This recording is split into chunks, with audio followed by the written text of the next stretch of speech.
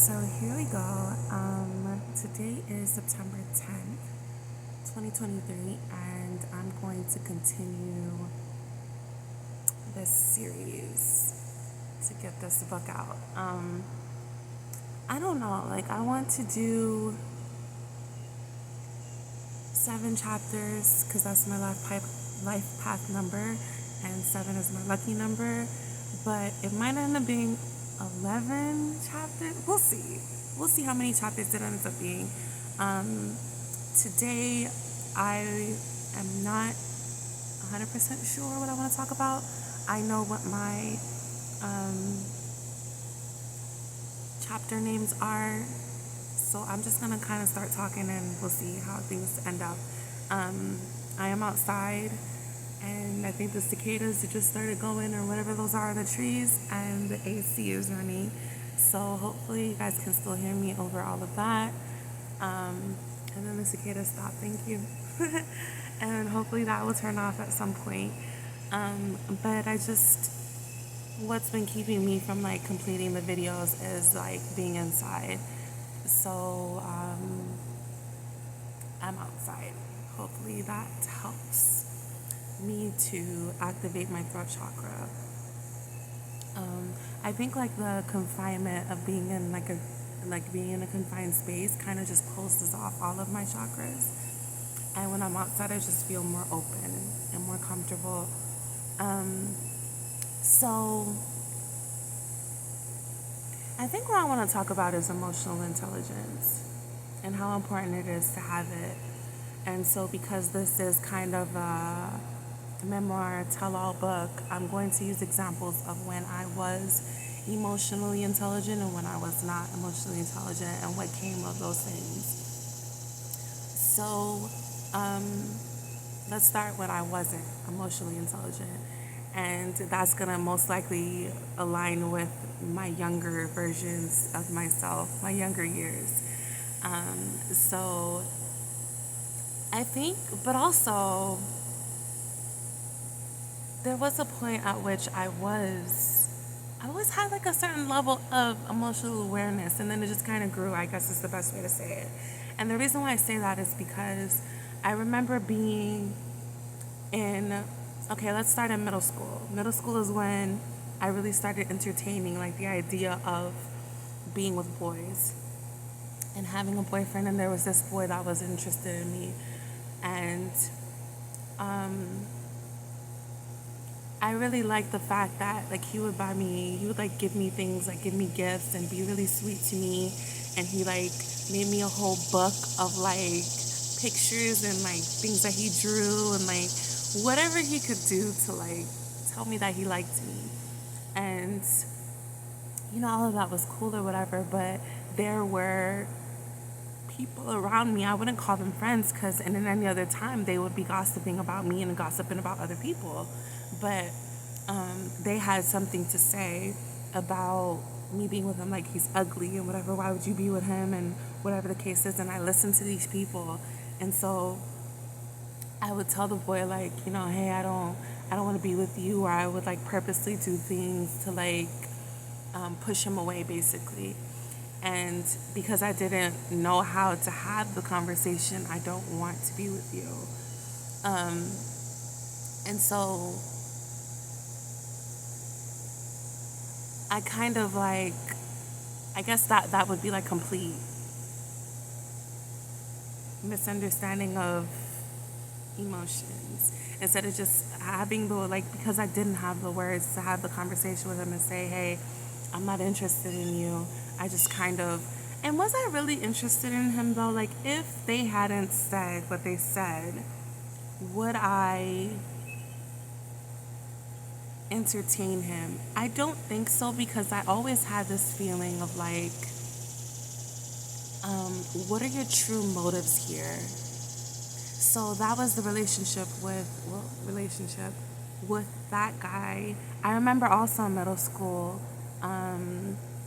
there was another guy that I actually liked, and we were together, and I would buy him things. So the way that the other guy who likes me would buy me things, I would buy the guy that I actually liked things. Like for Valentine's Day, I bought him something, and I remember the way that we broke up was he had gotten with somebody else, and he called my house phone and didn't realize that the answering machine had picked up and they were having a whole conversation about me on my answering machine. Just talking about me behind my back. He was talking about me behind my back with the girl, and we're in middle school at this point, and that's how we broke up. So, of course, my mom hears the message, and instead of being like, I'm sorry that that happened to you, she was like, so this is who you're in a relationship with? This is who, like, I don't want to get, because you guys already know the relationship with my mother. I'm gonna throw little things in there so that it can be established and understood why we're at this place that we're at. It didn't just come out of nowhere. She likes to claim that I'm a spoiled brat. I would really like to see like how that's the case. I really would, because from my perspective, spoiled brats get everything handed to them. My mom has never given me anything. Nothing whatsoever. Nothing at all. She's never given me anything. I've always had to work for everything. When I was in school, not when I was in school, I'm trying to think where I was, if I was still in school. When I was in high school, I got a part-time job at Winn-Dixie. That was my first job ever as a cashier. And all my little money, I started buying my own clothes and buying my own things, because she never did any of that stuff. So I got my job and I just started taking care of myself. So I've basically been taking care of myself, like as far as my physical needs, my food, my clothes, my everything, since I was 16. And then finally moved out when I was 18. And I've been on my own since. Ever since I've had a job, I've been very independent. I don't understand where she gets this whole spoiled brat thing from. I think from her perspective, it's like, because I'm not letting her control me the way that she used to control me, now I'm being a spoiled brat. I think the last time that I left her house, I was supposed to pay rent, and I just told her, look, like, she came at me like, oh, the rent is due, like, whatever, like, what a fucking attitude out of nowhere. So I was like, you know what? You want to have your attitude, fine. But guess what? I'm moving out. So you're not going to get the rent this month. I was actually going to pay, like, it was a very last minute decision. And then she was like, oh, so you've been planning this whole time to move out. Look, I'm not going to argue with you. I'm not doing this whole back and forth thing. I am finished. I'm done. This is it. I'm not doing this. You could do it by yourself over there. Involve all the family members. Do all of that stuff. But Rashida is not a part of it. And then that's the evolution of my, I guess we could say that if, since we're talking about emotional intelligence, that's also the evolution of my emotional intelligence. Because when I was younger, I would let those things that she said to me get to me. Like when she said that about the boyfriend that I had in middle school, like that was a perfect teachable moment as a parent. Like, that's when you sit down and you tell your daughter about how boys are, and how to trust herself, and how to love herself, and how to have self-confidence. But so that's who you are. Listen to the things they were saying to you, saying about you on the thing. I heard it. Like, you don't have to point it back out to me. I heard it. It hurts me. Like, just the complete lack of emotional awareness that she had is crazy to me. Like, complete craziness to me. But all of that was on purpose. And at some point during these videos, we're going to talk about how everything aligns. Nothing is by mistake. The reason why she was my mother was so that I could be hyper aware of emotions, and hyper aware of emotional intelligence. And then I could bring this to you in the fashion that I'm bringing it to you. It was all on purpose. So I'm not going to sit up here and be upset. I've done that for so many years. Blaming her, being upset, thinking it was my fault, all of that, I'm done with it. So Um, yeah, so that's what happened with my middle school boyfriend. And fast forward, just to kind of give you guys an update on that, I was like in my early 20s and I'm in the drive thru at Wendy's. And guess who is my cashier? The same boy who dumped me. And he was trying to act like, oh, whatever, whatever. I was like, I just laughed. Like the universe is funny. Not saying that, that was a bad job to have, but just putting it into perspective. Because during that time, I was in college. I think I had just started substitute teaching, like I was doing something with my life. Like, yeah, in high school, you can have a McDonald's job or whatever kind of job. But I actually had a path that I was on, and here he was still working at Wendy's. And so that also goes to show how everything happens for a reason. That was not somebody that I should have been associating with in the first place. And why was I attracted to that guy and not the guy that was nice? Because growing up, I actually ran back into to that guy too, and we tried a relationship. But the thing with him is he lacked self-confidence, and I myself didn't have the tools to communicate with him like, hey, you don't have to pretend to be this other person in order to impress me. You just have to be yourself. And the fact that you're not being yourself is why I don't like you. And I think the guy that I was attracted to was being himself. He was confident, and that's what attracted me to him. And it's like, I think we talked about this in other videos. In another video, I mentioned that the reason why women like the bad boys or the boys that aren't doing anything with their life is because they're more confident. I don't understand how they're more confident. And now that I've said that, the thought that popped into my head is the reason why they are more confident is because their parents push that confidence onto them. And but that kind of has the adverse effect on kids.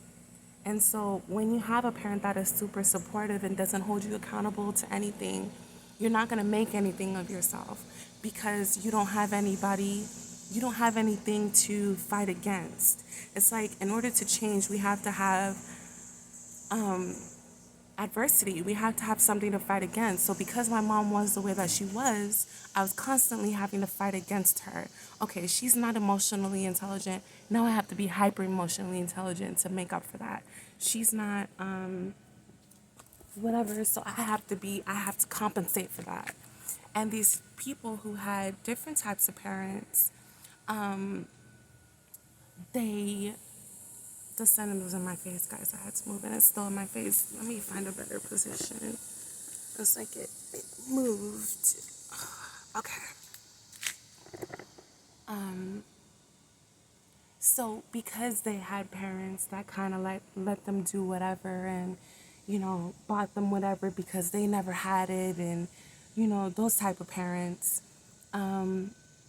they end up not making anything of themselves. And then they end up getting slapped in the face when they realize life doesn't give a fuck about you. When you become an adult, you're on your own. Nobody is going to have sympathy for you. Nobody is going to do things for you, give you things like your parents did.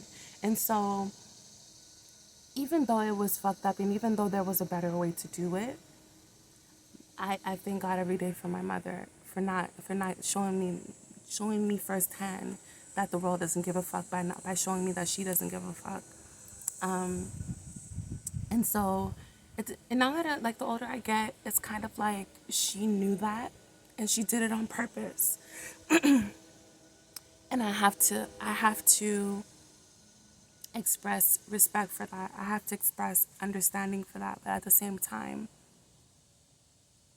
like I said, there's a better way to do it. And because she has not sought out the better way to do it, and because she has never apologized for the way that she decided to do things, and because she has never taken accountability for any of those things, that's why we can't have a relationship now. But I understand completely the benefits to me and how she decided to raise me, and understand completely that a lot of it must have been intentional. She must have sat down and said, hey, if I go at it this way, this is how it's going to end up. If I go at it that way, that's how it's going to end up. Because that's how I think. And I must have got it from somewhere. And I know I didn't get it from my dad. So I must have gotten it from her. And so I have to respect that. Emotional intelligence, I have to respect that. But I still can't have a relationship with her.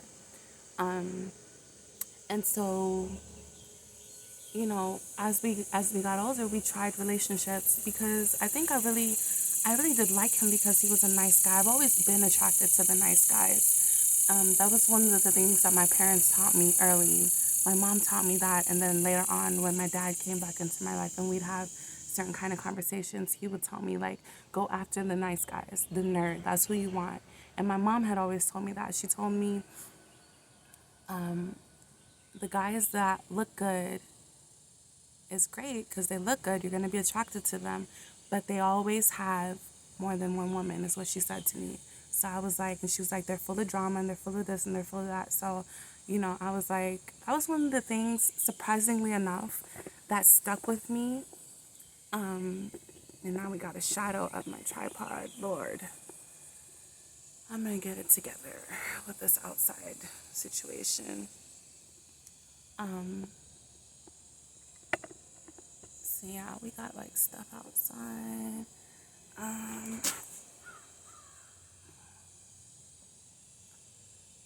Okay, I think that's better. Here we go with the trees. So,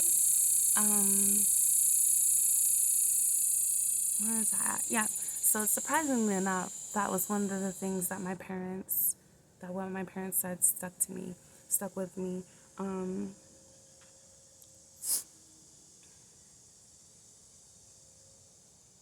Actually, every little conversation like that was filled with guidance and not judgment, I listened, and it still follows me today. Like how my mom used to always say, be a leader, not a follower. She beat that into me. I don't know if she beat that into my brother, but she beat that into me. And so that's how I am and have always been. And that's why I don't care about what people think, because it doesn't matter. She always taught me that type of stuff. So I've always been attracted to the guys that women wouldn't normally go after. And so what that did was it set me up for success in a way, but it also had me in relationships where I wasn't attracted, like where I wasn't like fully, I didn't feel like this was the guy. And I didn't have the tools to understand that that was normal. It's not going to feel all butterflies in your stomach when you meet the person that you should be with. It's going to feel calm. It's going to feel stable. It's going to feel just peaceful. It's not going to be exciting. It's not going to be like, this is like a rush. It's not going to feel like that. When it does, it's not a healthy situation. I was looking for the rush. So I remember, like, being young and I never decided to deal with I did deal with one bad boy, and he did give me that rush. But then I also could see that. I remember one night I was dating that guy, and I was still in high school. He was a bit older, maybe like 19, 20, something like that.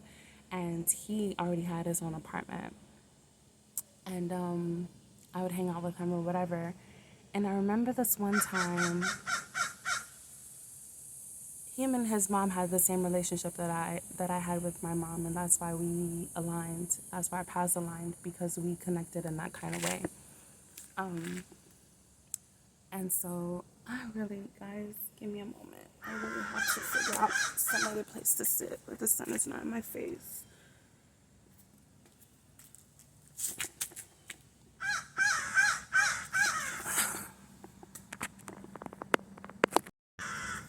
Okay, so this is a better spot. So where was I?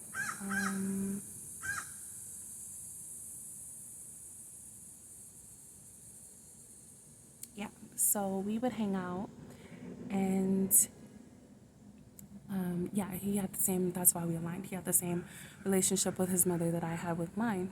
And so one day we were, and he had like some sort of trust fund that his family had set up for him. And his mom was stealing from it. And he was upset at her because she was always doing stuff like that. And my mom was always stealing from me too, but I didn't have a trust fund, as far as I know. But anyway, that's a story for another day.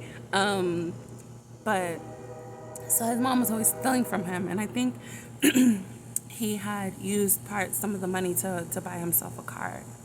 And so we were in the car and we were driving. No, she stole the money and bought the car for herself and let him borrow it. And so we were in the car riding around, whatever, and we show up to the house, and he said he had to go inside and get something from her. So I'm sitting in the car, waiting for him to come back out. And next thing I know, he comes running out of the house with a chair, and she's running behind him, cussing and whatever. And he throws the chair in the windshield of the car and busts the whole windshield. And then he jumps in the driver's seat, and I get out. Because I'm like, what the fuck is going on? Like, what is happening? I'm like, I don't know what to do. And his mom was like, be careful with him because he's, she was basically warning me that he's abusive, right? And I'm 17, 18 at this time, dealing with this type of stuff. And I just remember, like, having to choose between listening to his mom and listening to him, because his mom was telling me to stay with her so she can call my mom to come get me, and he was telling me to get in the car with him. And I made the choice to get in the car with him, and we drove off or whatever. And he's panicking or whatever, and I'm sitting there like really calm, like surprisingly calm. And that's because I've had to deal with this type of drama with my mom and her husband my whole life. So at this point, a lot of things don't make me react. At that point, I had gone through a lot. And so when drama happens, I can be very calm in a very stressful situation. And that has become a strength for me. I'm going to say a strength. It has its points where it's like not the most convenient thing, but for the most part, it is a strength where I can be non-reactional to things. And I'm going to talk about later how that kind of leans into emotional intelligence and interacting with men in relationships, how that builds trust with men in relationships. And so we get in the car and we're driving off. So at this point, his mom has called the police. Police is looking for us, supposedly. I don't know whether she called them or not, or whether because parents do the thing where they lie and say that they did. If she called the police on her son, that's a pretty foul thing, especially since she stole money from him. So I'm not sure whether she called the police or not, but he thinks that he's driving me in the car, driving all crazy and panicking, thinking that the police are looking for us. And so I'm like, I need to protect myself. Like, I need to make sure that I'm safe in the situation. So I had the emotional intelligence to tell him and be like, look, pull over right here, take off what you have on, because he had clothes in the trunk. And I was like, change your clothes and chill. Because they're looking for a person that fits a certain description. So what we're gonna do is we're gonna park the car and we're gonna start walking back to your house. Because his house wasn't too far from where we were or whatever. So that's what we did. And so we get back to the house, and I don't remember how things end from there, but we ended up safe because he's like speeding down the road and panicking, and I'm like, listen, I still have my whole life ahead of me. I'm not about to die in no fucking car accident over this guy and his crazy shit. Like, I think after that I kind of backed away from him, and we were kind of off and on for a while. I think it was in like my shit, like maybe my late 20s when I finally let that relationship go. Like he would do the whole back and forth. Back, I had a few guys. Most of the guys actually that I've dated did the whole back and forth. Would leave and come back in my life, leave and come back, leave and come back, leave and come back. So he was one of the ones that was in rotation, leaving and come back. And I think at one point he asked me to have his baby. And I think that was at the moment where I realized I'm not, I don't want to be with this guy. Because he was like, oh, I want you to have my baby. And he was just basically controlling the thing before I even had the child. And I'm sitting there like observing, like, okay, so when I have this baby, you're basically going to tell me where I can go, what I could do, what I can wear, what I can eat. I'm good. I'm good. I'm good, sweetie. And so I kind of backed away from him. And when I was in my late 20s, he kind of popped back up. And I was like, you know what? This is the season of closing cycles. I'm glad that you came back around. Because I got a few things that I got to say to you. And this son is just following me everywhere that I'm going. Okay, give me a sec, guys. Let me. I kind of don't want to go over here because this is right outside. Okay, so can't be too loud because this is right outside of somebody's window. But anyway, where was I? Yeah, so I was like, listen, thank you, but no thank you. I think I'm good. I'm good on the baby. And that's why in another video I mentioned how men like to try to trap us with babies and then make it seem like it's us trapping them. No, sweetheart. I'm the one with all the stuff that you want. A baby and stability and somebody to take care of you and somebody to nurture you and coddle you. Like you basically want me to be your mom and you want to make me a mom. Like anyway, we're kind of getting off track. I don't, to meet for the life of me, some of these thought processes that these guys have. Anyway, so yeah, we did the back and forth thing.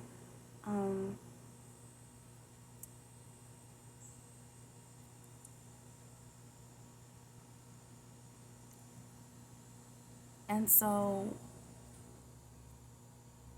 I finally closed out that cycle in my late 20s and I met him. I think I was 17, something like that, still in high school. So I think the other person that I want to talk about in that relationship, we're kind of getting off track because the focus should be emotional intelligence, and it is sprinkled in there. But okay, so the whole reason why I brought up my younger years was because I wanted to talk about Junior. Junior was my high school sweetheart, so to say. And we really liked each other. Like we were as close to a high school sweetheart as it gets. When you grow up in a dysfunctional household and you're trying to figure it out, right? He also had a mother who was like my mother, and as we were in high school, he had his own apartment.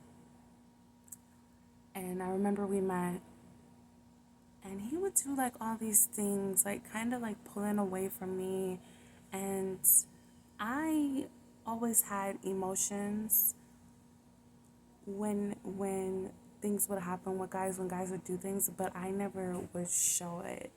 And I think that was kind of a blend of emotional intelligence and the lack of it. Because on one hand, I knew that I wasn't supposed to like lash out and cuss a person out for like not calling me or blame them or bash them or whatever the case is. I knew that I wasn't supposed to do that, but at the same time, emotional intelligence also tells us you don't shut down either. But because I didn't have the tools of, okay, so if you're not lashing out and you're not shutting down, one of the two extremes, then what are you doing? What is the middle ground? What is the healthy, balanced way to deal with the situation? Then deal with your emotions that you're feeling, communicate with that other person in that moment. Because I didn't have those tools, my default was always shut down, don't say anything, internalize my emotions, internalize how I'm feeling. And thank God that I had writing at that time because that was literally my only outlet.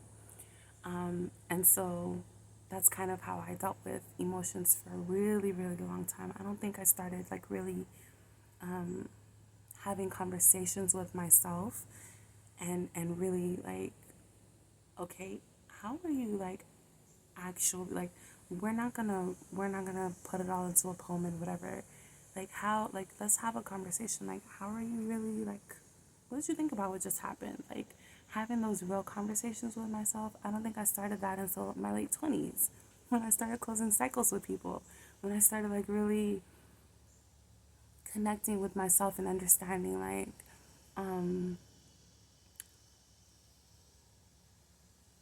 writing is one way to let go of things, but that's just the beginning. The real way is to be aware of what you're feeling in the first place. Because I could write down something, but if you asked me how I was feeling, I couldn't tell you. And that was the problem. And now I can tell you how I'm feeling in any moment. I have the vocabulary to kind of be like, this is how I'm feeling. And so, and therapy helped me a lot with that too. And my own research, just like getting to the point where I was like, nobody has these answers to these questions that I have, and I have nobody to ask. Okay, let me get online and let me figure it out. And the fact that I was able to do that and my mom never did that is why we can't have a relationship, because she's okay with using the fact that her mom never taught her anything as an excuse for how she behaves. And I'm not willing to do that. No, nobody ever taught me emotional intelligence. But guess what? I'm going to figure it out because I want to have a better life than what the than what it's looking like it's going to be based on where I came from. So yeah. So I was talking about Junior. Junior was probably my first real taste of being in an abusive relationship, and I didn't even know it until later. We got together when we were teenagers, and I think he was always, of course, he was always abusive, but I think when I was younger, I was so green and naive, and the way that I would interact with him was just so innocent that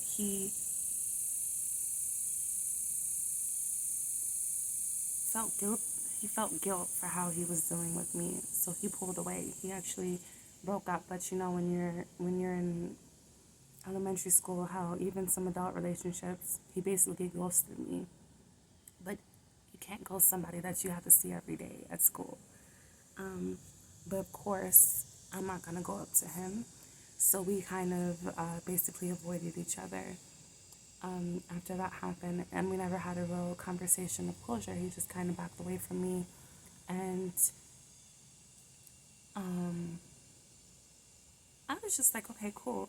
I mean, I had my feelings about it initially, but I was just like, all right, it is what it is. And every now and then we would reconnect, and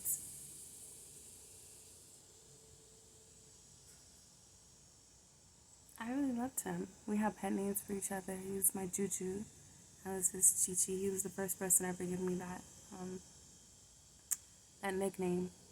And we just we didn't have the tools. He never put his hands on me when we were in high school. He was one of those guys that kind of rolled back and came back. And in like my early 20s, we at that point we both had our own place, and we kind of reconnected, and we went out to eat, and we're having a good conversation. We're reminiscing about the past memories and our favorite like moments together. And then the check comes, and he basically makes me pay. Like forces me to pay. Like not even try to do a slick, like literally forces me to pay. And that was red flag number one. I had bought like a Groupon or something for us to go on a yacht or whatever and spend the day on a yacht and do like all these water sports or whatever. And so we go, and on the way he's lost, so he's like cussing me out and verbally abusing me and whatever, like to the point where I actually cried. And he was like, you're crying or whatever. Yeah, I'm crying because you're doing the most right now. Like you're being extra. And I think the straw that broke the camel's back was we were at my house and something happened. We got in an argument, and he put his hands like around my neck and pushed me up against the wall. And I just looked him dead in his face. I didn't say anything. And he just kind of like put his hands down, backed away, and started walking out the door. And this feeling rose up inside of me to stop him. Like, no, you're not leaving or whatever. You're not leaving. And I kind of blocked the door. And he was telling me to move. And I was like, no, I'm not moving. And then it just dawned on me, like out of nowhere, like it's like God just came down from the sky and like just stood in front of me and was like, Rashida, what are you doing? Like, look at what you're doing. You're literally blocking this man from leaving you. What are you doing? Do you need him that badly? Look at the situation that y'all are in. Is this what you want? Like literally. These are the thoughts that I'm having in the moment. It's like I had an outer body experience, and I'm looking at myself and doing what I'm doing. And I'm like, what are you doing? Stop. And so I just moved out of the way and I let him go. And I slammed the door. And that was the last time we talked. And I just let the situation go. Like there was no other conversations to be had after that. And he came back a few times, and I didn't, that was one that I just could not let back because it actually went there. That is I tell everybody, every relationship that I get into, that is my deal breaker. I do not do the physical shit. If it happens, we are done, period. There is no reconciliation that's gonna happen after that. That is my deal breaker.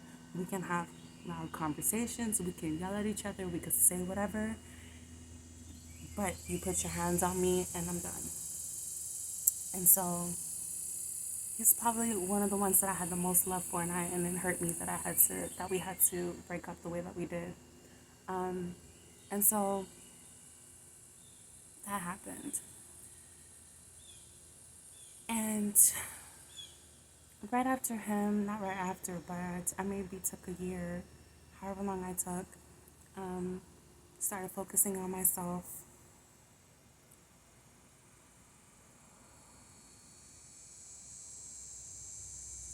When did I meet Ramala? I met him while I was in a relationship, I think, with Sean. I'm saying all these names. Don't look at these people, guys. Please don't. And then I didn't even talk about, okay, so yeah, that's who I dated right after junior in high school. Okay, so Junior and I got into a physical confrontation in my early 20s, but we broke up for the first time in high school. Like I said, he kept rolling around. So in that space of us breaking up and getting back together, I met another guy that my mom's friend actually introduced me to. And he, I would have to say, is probably the most loving, the most giving, the most mature and intelligent and emotionally intelligent guy I've ever been with.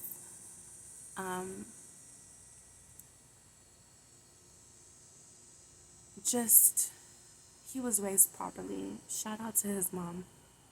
Now he's in a relationship with a woman and they have a child or whatever, and I'm super happy for them. Um, but yeah, he took care of me. He really did. Took care of me. Anything that I needed, he got for me. We always went out on dates. We always went places. I actually got my license in his car because I probably would have never got my license if it was up to my mom. She did anything and everything she could do to control me and put me in the place that she felt like I should have been in. And so he had a car. I think it was my senior year of high school is when we met, and he was 19 or 20, something like that. And he had a car, and he taught me how to drive. He was super patient with me, let me drive his car. I think I had a permit at that time, so I could only ride around with somebody who was 21. So maybe he was 21. I don't remember, but anyway.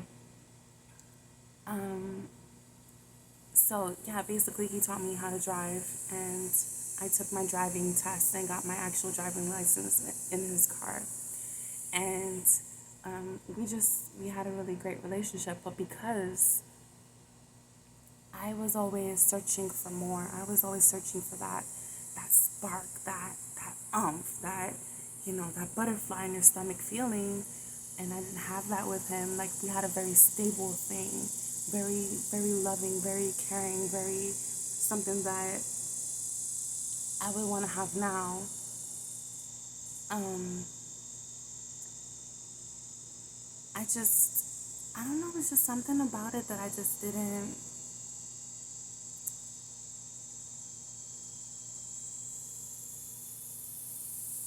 I think, I think what I felt was off was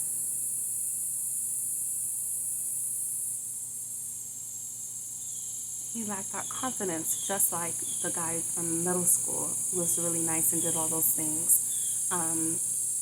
He lacked that confidence. Like, he wasn't letting me into who he really was, the real him. He was just kind of masking with like all of this. Oh, I'm gonna give her things and I'm gonna buy her things and I'm gonna do all this for her, but I'm not gonna share myself.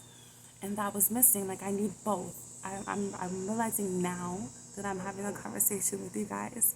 That's what was missing. It was both of those things. I needed both. I need the provision, the buy me things, make sure that I'm financially okay and stable and I have everything that I need. And also, share yourself with me. I want to know who you are. I want us to have those conversations. I want you to be present in the relationship. I want you to know me. Like, truly know me, know what I like and know what I don't like, and I want to know what you like and what you don't like. And that was what was missing. It was like I either had the guy who loved me by giving me things and all of that, who was a giver of things and not himself, or I had the guy who was a giver of himself and not the things, always. And so that ended because I was going on a college tour. I was thinking about going to Bethune-Cookman. I had gotten in and I was invited to orientation to like see the college and like see where I was going to be living and everything. And I took my mom. My mom, obviously, I had to go with her. Looking back now, I probably would have just took my boyfriend at the time and we would have jumped in his car and went without her, because I ended up not going because of her attitude. Like, she always, opportunities that would have been good for me but were scary to her, she always like talked me out of doing. And so because I was gonna be away at school and living on campus, she like said all this stuff, and I ended up not going. But I remember we were planning the trip, and the night before we had to get up early, and I wanted my boyfriend to come with us, so he stayed the night at my house, and he slept on the floor in my bedroom, and I was like, we went to sleep. I wake up to him on the phone in a conversation. He didn't know that I was awake and that I was listening.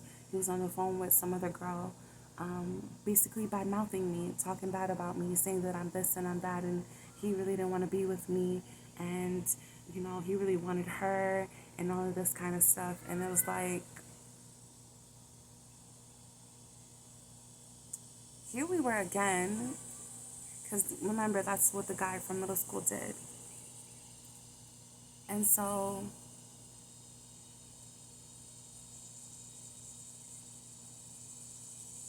and then also the confusion of being with someone who does everything for you, like literally everything.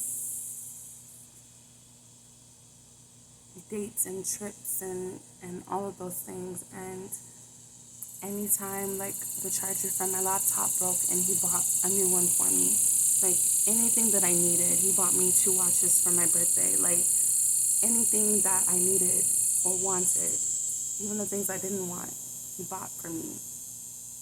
And then, so to have that, and then to have him saying those things that he was saying behind my back was really a hard thing to deal with, because it's like,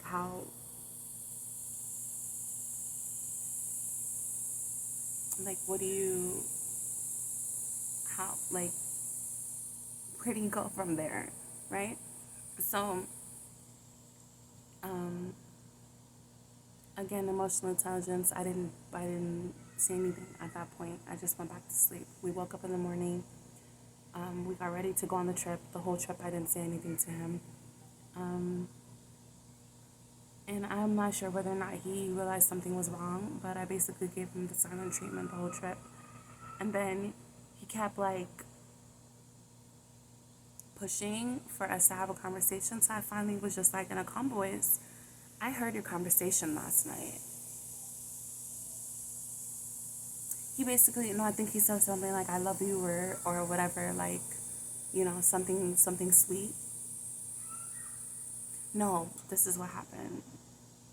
I told him that I don't think we should be together. And he started like begging me, like, no, why do you want to break up with me? Like, why do you want to, whatever. And basically fighting for the relationship. And it was very confusing to me, because it's like, you were having this whole conversation with this other girl, and now here I am trying to break up with you so you can go with her, and you want to fight for this relationship. You don't even want it. Like, you don't want me. You don't want this. And looking back on it,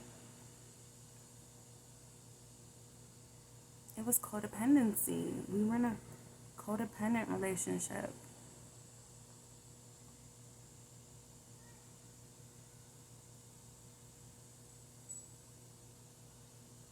And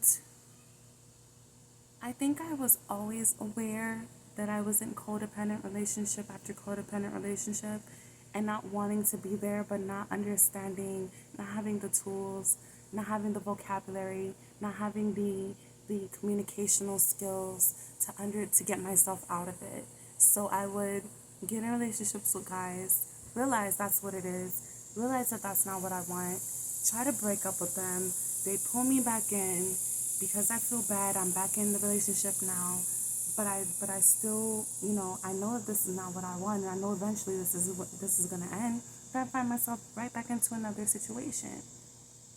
And so that was a cycle for me for a really, really, really long time. Like, basically up until recently.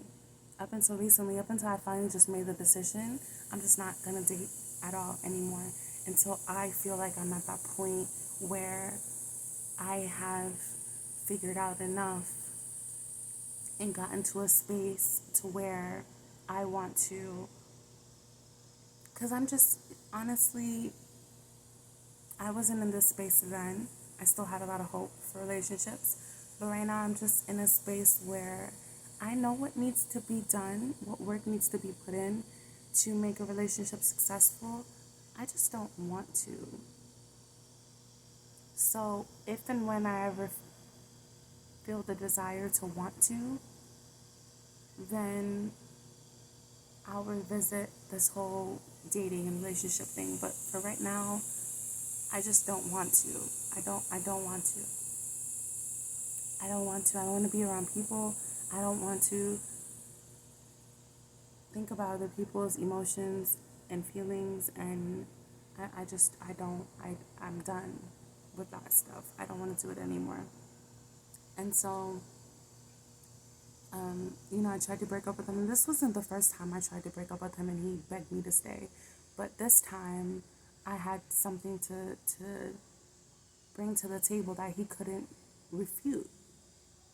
He couldn't back up and say he didn't do because I had the literal proof. So he finally was like, don't break up with me, I love you. And then I just was like in a calm voice, like, you love me, but I heard you the other night in your conversation with that other girl, and you know what you were saying, I don't have to repeat it. So what are we really doing here? And he didn't have an answer for me. And I was like, exactly. And that was the end of our relationship. And I let him go with love. We didn't do the whole back and forth thing. That was one that I didn't cycle back around with, because there was closure there. I knew exactly how he felt about me. I knew what he was doing behind my back. There was no speculation. I had my proof, I had my confirmation. Now he's where he is and I'm where I am. And so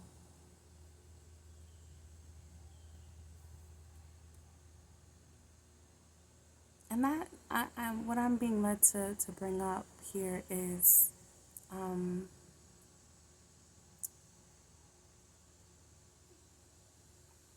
I said at the beginning of when I was describing him that he was raised well, but even in that, he still felt an emptiness within him that he was looking for in someone else. And so his mom raised him to be probably the man that her husband wasn't, or the man that she felt like she wanted and never had. Somebody who provided and did all these things. Or maybe his dad was a provider. I don't remember meeting his dad. His dad was very, if he was in the picture, he was very always at work, kind of reserved, never really participated in everyday activities in the house, very old school, very traditional kind of living. Dad was always gone at work and mom was at home. That's the type of house he was raised in. So he had the one part, like I said before, there's two parts that needs to be at play. You need to be able to take care of your partner's physical needs, and you need to be able to take care of your partner's emotional needs. And as a parent, you need to be able to take care of your child's physical needs and your child's emotional needs. So I think that the emotional component was missing, and that's why it kind of played out the way it did in our relationship and all of the relationships that I've had, actually. And so that's kind of, we're talking about emotional intelligence. All right, so and that's how I was kind of not emotionally intelligent and emotionally intelligent at the same time, because I never yelled at him. We never screamed at each other. We never called each other out of each other's names. We never did all this extra stuff. When I heard that conversation, I didn't feel about him. And so that's a form of emotional intelligence. But also, I internalized a lot of that. I didn't communicate my feelings to him. I communicated, I know that this is what you did, and we're done. But not when I heard it, it broke my heart. When I heard it, it made me feel like you were a liar. It made me feel like I couldn't trust you. Like, that is more of an emotional conversation, more of an emotionally intelligent conversation, other than, so I had part of it, part of the components, but not the, okay, so we're done because this is how I feel, or we're not done, but this is how I feel. It's probably a more healthier way to go about doing things, because we could have salvaged that relationship. We could by having a conversation. Why did you feel like you had to, like, what? And looking back, he was lacking the emotional part. I wasn't sharing myself emotionally with him, and he needed that, so he went to her, and that's what she was feeling for him. And so that's how that went. Um,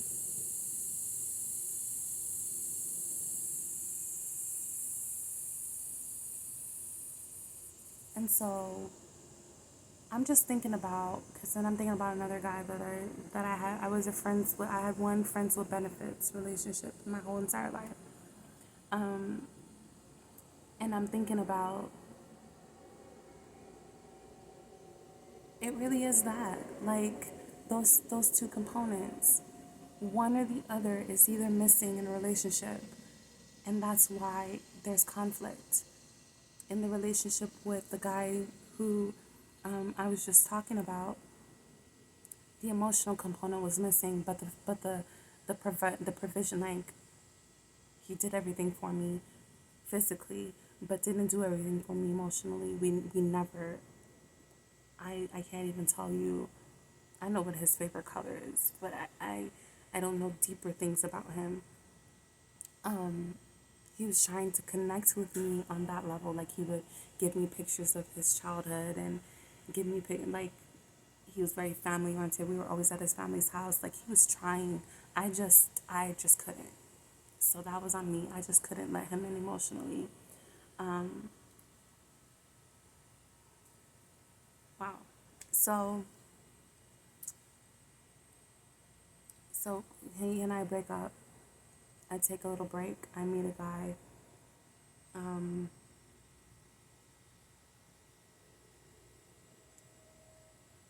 we sleep together the first night that we meet, and it spirals into this FWB relationship, friends with benefits. And I start developing feelings fast. And I remember having a conversation with him, and I was like, basically, kind of probing him, not being too obvious about it, just kind of threw it in. And he told me straight up he wasn't interested in anything more. So I was like, okay, cool. I know where to put you at. I'm not interested in anything more either. I know where to put my feelings. I know how to deal with you. And so we did that for a while. We did that for a while. And it was fine. It was fine until maybe like a year in, he starts developing feelings. And at this point, now I see how you are. Like, I see who you truly are through, like, this casual relationship that we've been having. I see who you truly are. Um,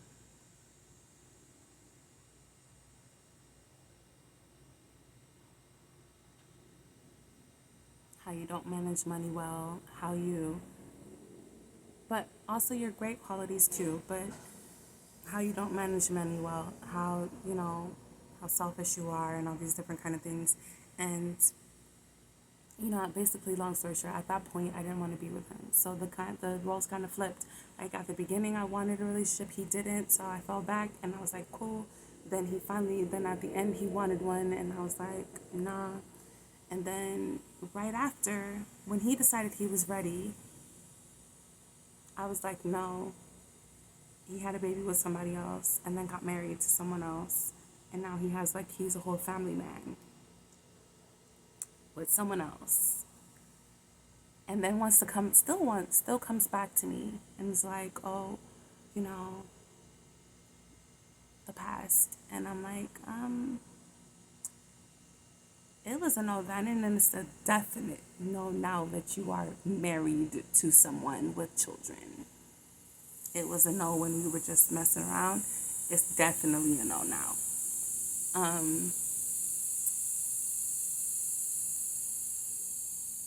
And I don't know, like, it's very weird because when people talk about relationships and how they go bad and how your ex was, it always sounds like it was this bad thing, like all these terrible things happened and all of these, you know, this person was just whatever. But looking back, I'm realizing, and I think I've always known this, but I'm wanting to point it out that people aren't just one layer. Like, yeah, we were friends with benefits. Yes, he was selfish in a lot of ways. Yes, he did all the things he did. Said he didn't want a relationship with me, just wanted to sleep with me. Yes, he was this person. But at the same time, on the flip side,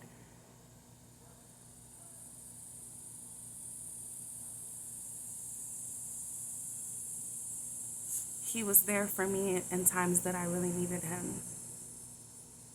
Like when somebody broke into my apartment, and so I moved, and I had to move quickly. Actually, the person broke into my apartment right before my lease was up, which was at the perfect time. And so I was like, you know what? Rather than renew this lease, I'm going to just move into a new apartment. So I found a new apartment, and he helped me move. Like he arranged the whole thing, got somebody to help him, and they moved my whole place for me. And I didn't even have to ask. I just told him that, what happened, and he volunteered. Another time we were at the beach and we were swimming, and basically I don't want to get into the whole story, but I almost drowned and he saved my life. Just little things like that. So it's like, yes, we were in an FWB relationship, and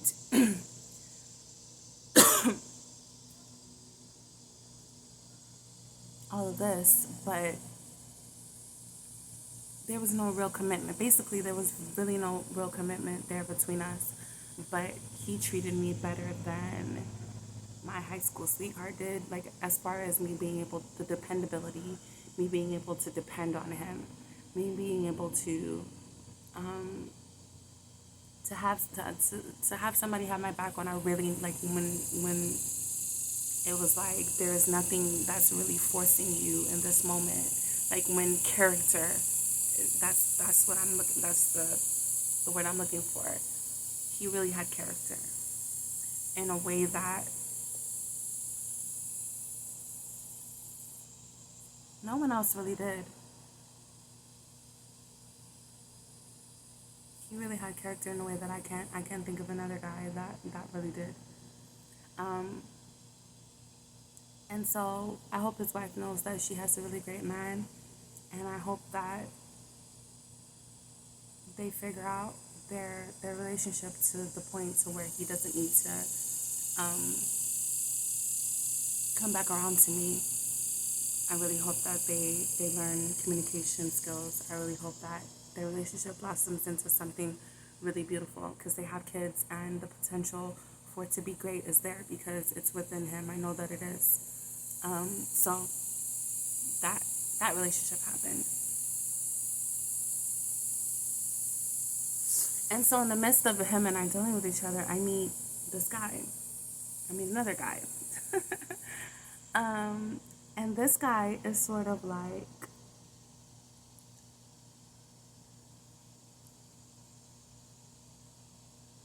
the one who took care of me. Like he took care of me. We did the whole. We actually like this was the first guy that I actually lived with. Um,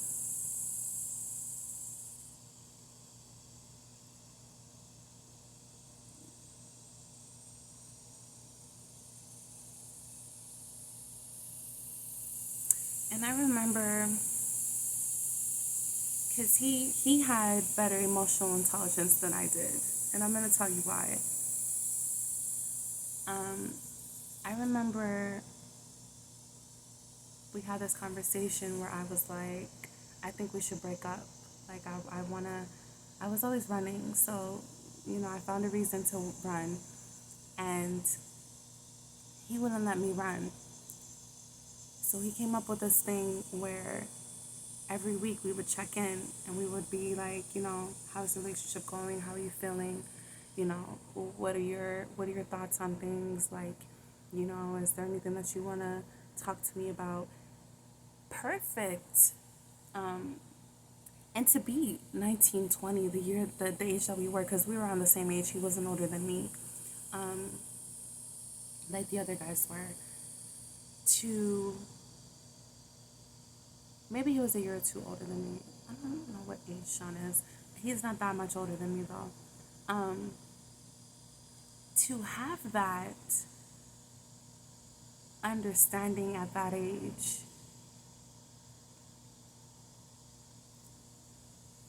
is incredible. And I knew that it was a good thing to have even then, but I couldn't get out of my cycle of wanting to run away from things that were actually good for me and people who are actually good for me. Um, but the fact that we did that did keep me around a lot longer. Um, and so,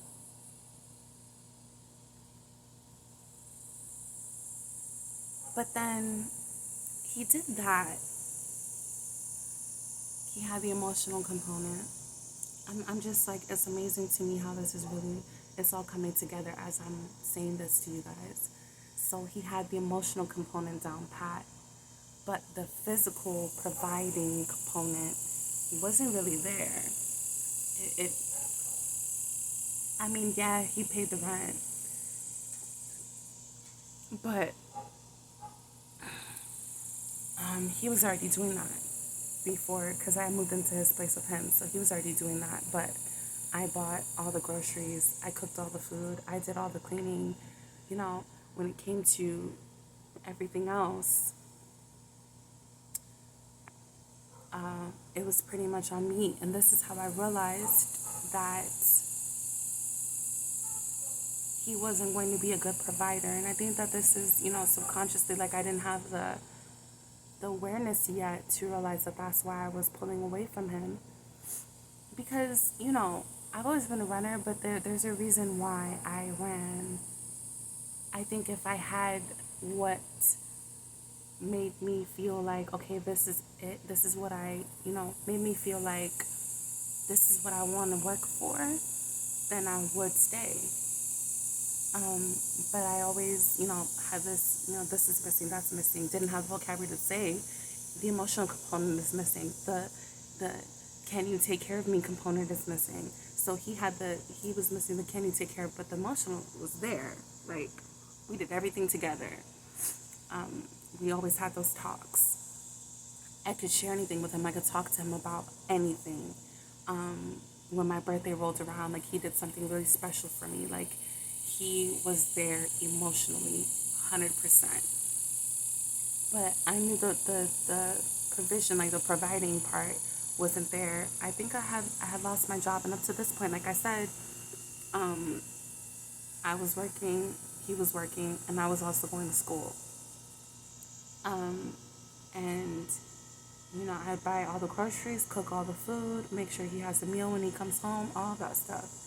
And lost my job, and I continued to cook at home and all that.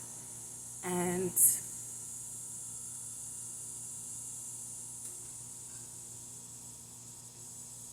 I think it got to the point to where like I ran out of money because I lost my job, but I've always been a saver. I've always been somebody who saves money.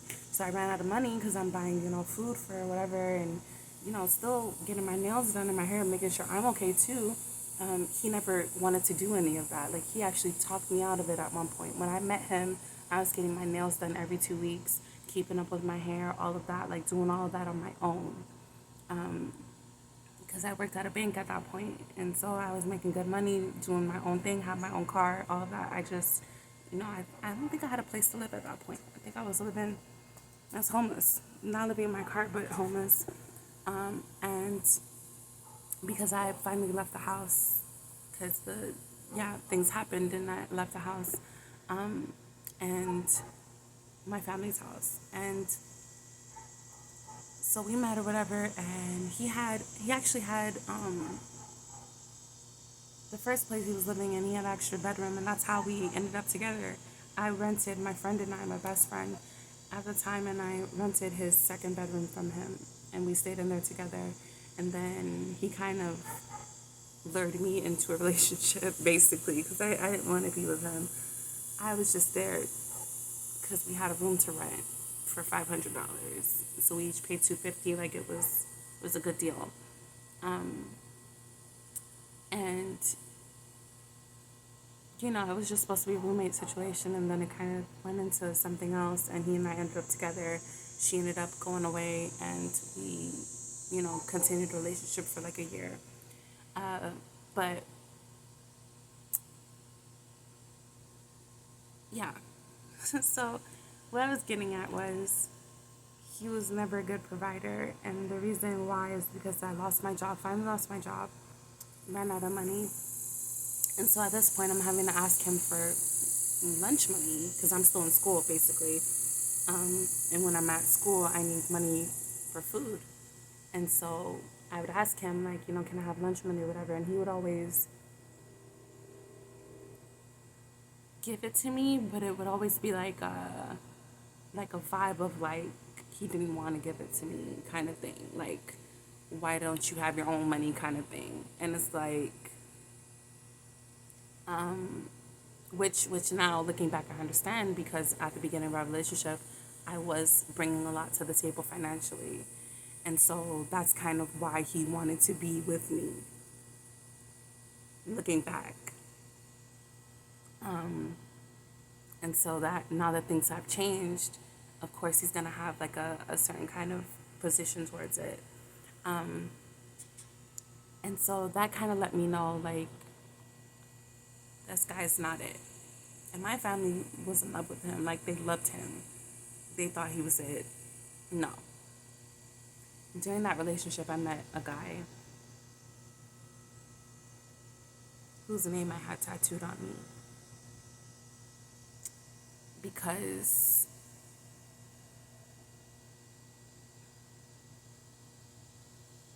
he had both.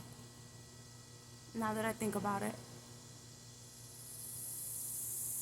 he brought emotional and he provided.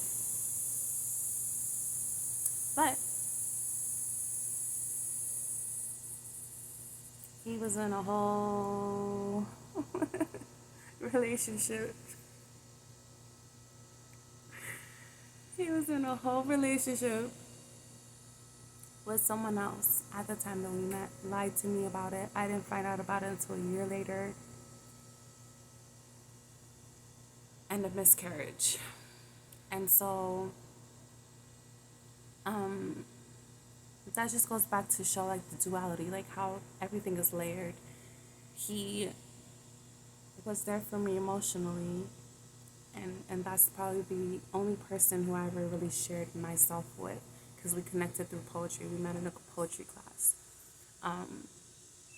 and we were both already in relationships, and we just kind of leaned too much on each other emotionally, ended up together. Then come to find out, all of this stuff is going on, and I actually left my relationship for him and got an apartment. He left her too, moved in with me at the apartment.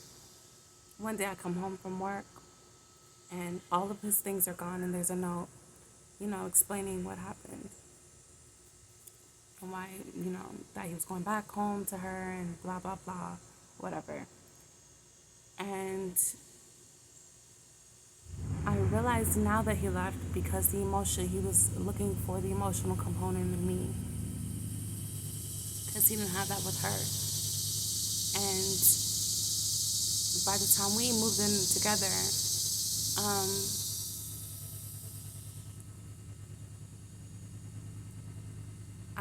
I think by the time we moved in together, I already knew about her. I had just found out about her before I got the apartment. And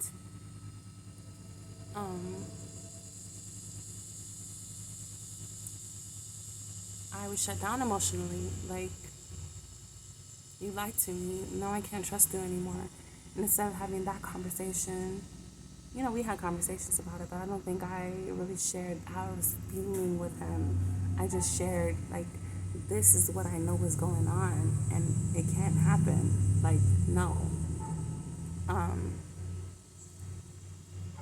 So I shut down emotionally. So when he moved in, he felt that and went back over there to her. I'm trying to think if this was before or after the miscarriage. I think I'm feeling compelled to say this, so I'm gonna say it. I think a lot of the reason why men try to trap women with babies is so that they can get that emotional component. They feel like the baby is gonna make the woman more loving and nurturing and whatever, and then they realize, yeah, towards the baby, not towards you. If you don't change, you're not gonna get that emotional. Like, yeah, the baby does bring out the nurturing and whatever stuff out of the woman, but towards the baby. And if you don't change your behavior of the constant lying and the constant whatever caused her to pull away from you in the first place, then you just activated her nurturing side for no reason, for no benefit to you. And that's probably why men get jealous of babies and get upset. Because the whole reason that they had the baby with you in the first place was to get the nurturing, and now you're giving it all to the baby. It backfires. Rather than just having that conversation, but again, emotional intelligence would let us know, hey, I don't want to have this baby because I really want a baby. I want to have this baby because I'm lacking emotional support. I'm lacking emotional connection. And I feel like that this baby is going to bring that. And sometimes the baby does bring it. And everything is fine. But then the baby starts to develop its own personality and its own needs and its own, life. And naturally it starts pulling away from you. And if you are dysfunctionally needy in the emotional department and not emotionally intelligent, that child is going to pull away from you a lot quicker. Because naturally it's going to happen in their teenagers. But if you are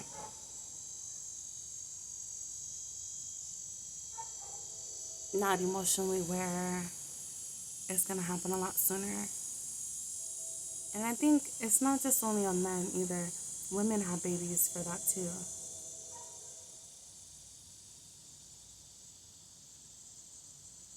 I don't know, my lip is like peeling. What in the heck?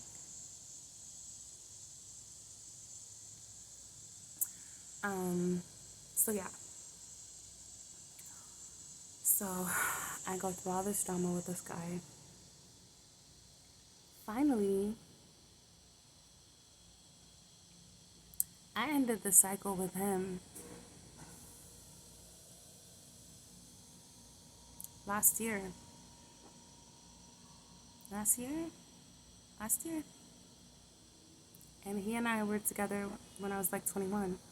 So 12 years to end the cycle.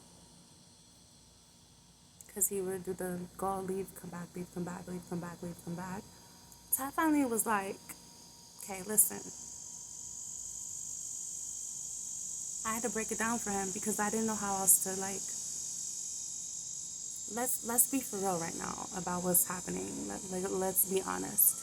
Let's have an honest conversation, right? Let's lay it all out. Let's look at your patterns.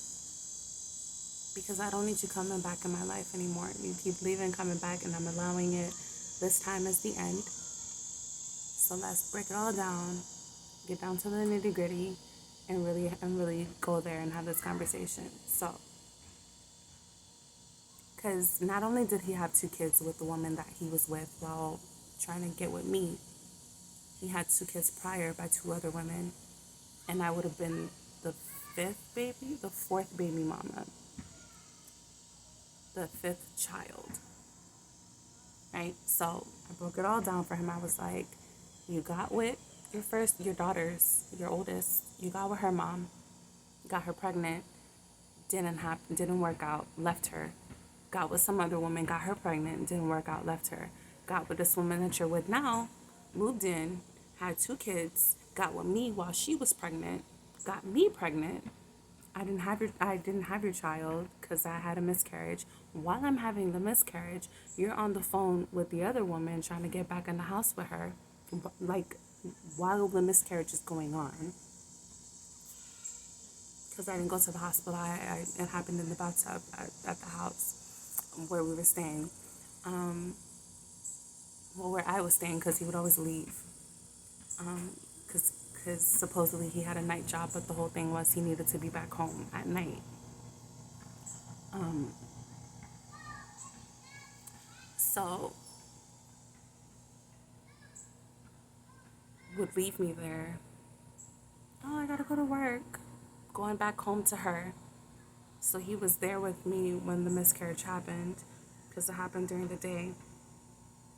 And I'm in the bathtub going through this, and he's on the phone with her, calling her, I want to come back home, whatever. So I'm breaking all this down to him, right, in the conversation, because I'm like, look, you seem to think that shit is sweet. You seem to not be aware of what it is that you're out here doing. Like, forget how, because you know what, I think with him, with other people, it had always been, this is what you did, this is what you did, this is what you did, this is what you did. It's a no. I never put my emotions into it. He was probably the first person that I had ever told, this is how I feel about what you're doing to me. And didn't really break down the, this is what you did part of it. So I finally broke down. Okay, you already know how I feel and you don't give a fuck. This is what you did. Let me really show you yourself. Like, this is what, these are your actions that you actually took. How do you justify any of that? This is the question I asked him. What do you have to say? And he had nothing to say. So I was like, listen, I don't know what your goal is in coming back to me, but until you have an answer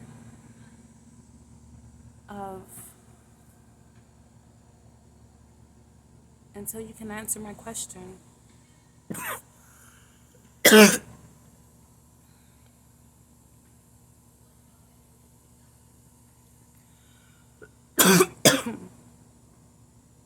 something just flew in my mouth.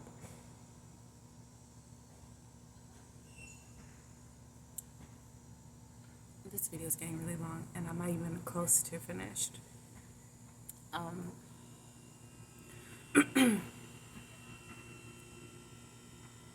But But until you can, I'm crying and everything over this. Until you can, let me take this up because it's getting hot out here, guys. It's getting hot, hot, hot. Until you can have a real conversation with me, I'm gonna need you to stop popping back up in my life. Please and thank you. We haven't talked since, and I don't ever want to talk to him again. Oh, and let me tell you this. I wanted to bring this up. I was actually led to make sure that I include this when I talk about him. During that last conversation last year, this is what prompted like me to break it all down to him, because he was like, do you basically, I don't remember how he phrased it exactly, but he was basically asking me if I'm wifey material.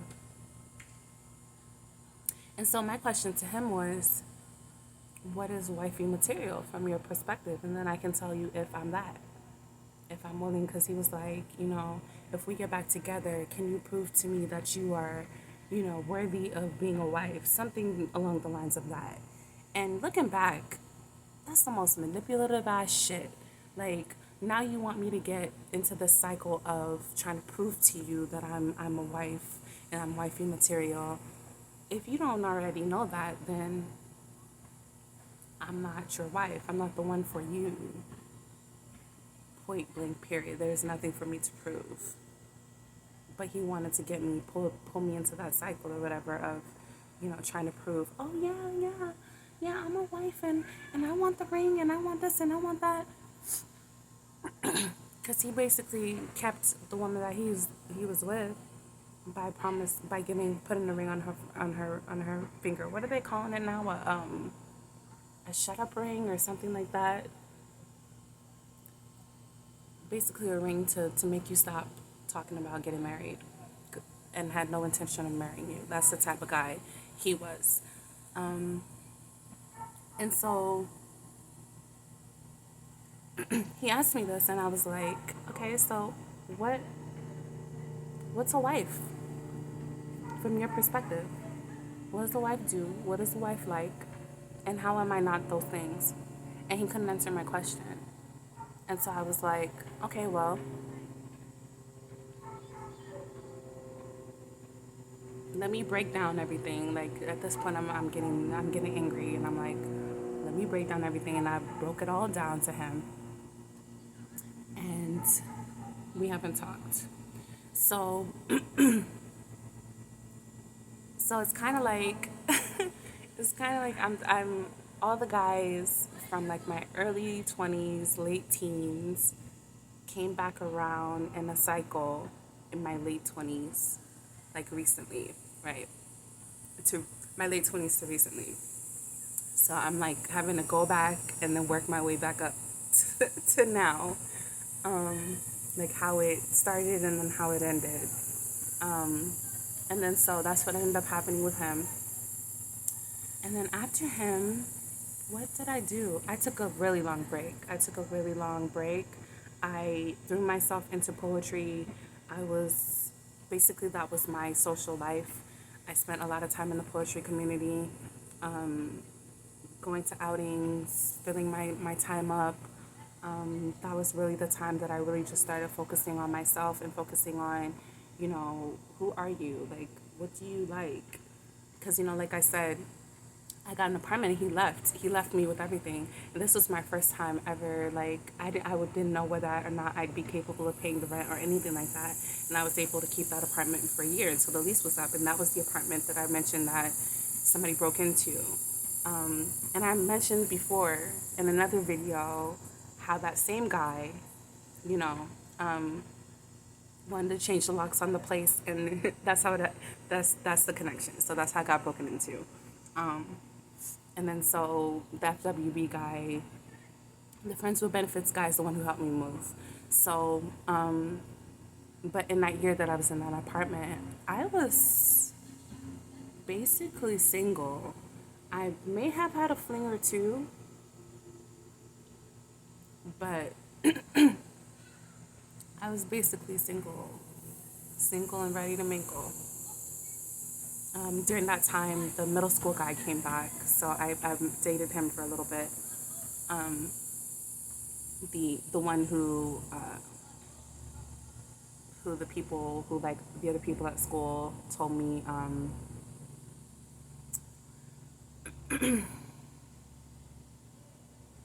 the other people at school told me that I shouldn't have been with, you know, the whole gossip thing. Um, there we go. See, and then this humidity is like making my hair all frizzy. Anyway, so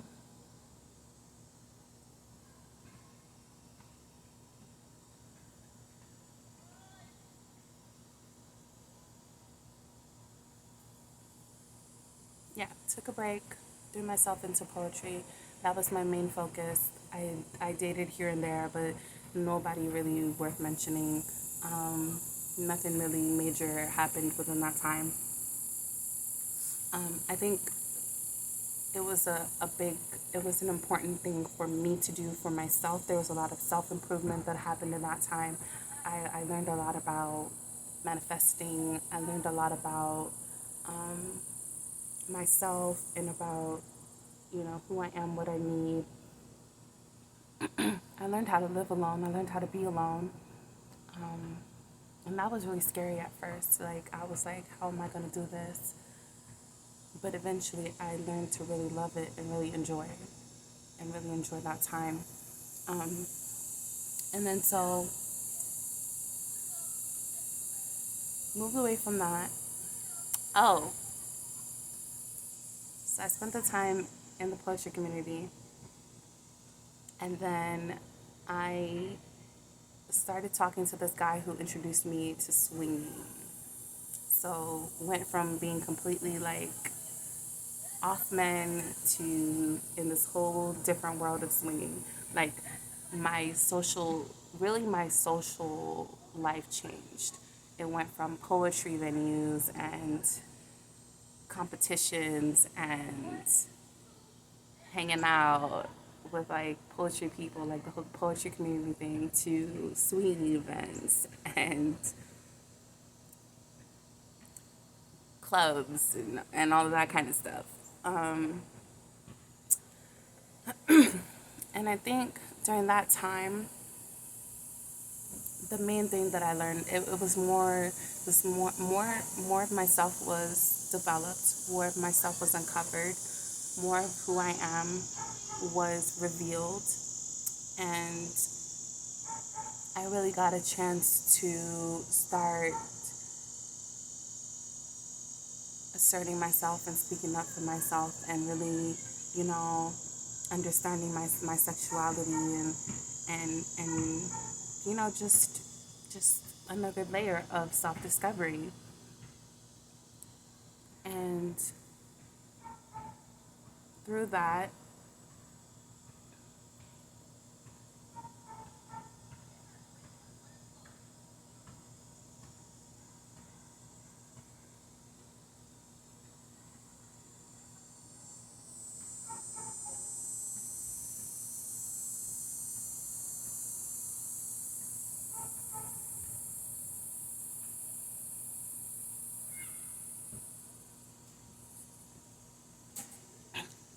I met this guy, but I'm trying to think if there's anything in the swing experience that I want to, that was really paramount or really like noteworthy.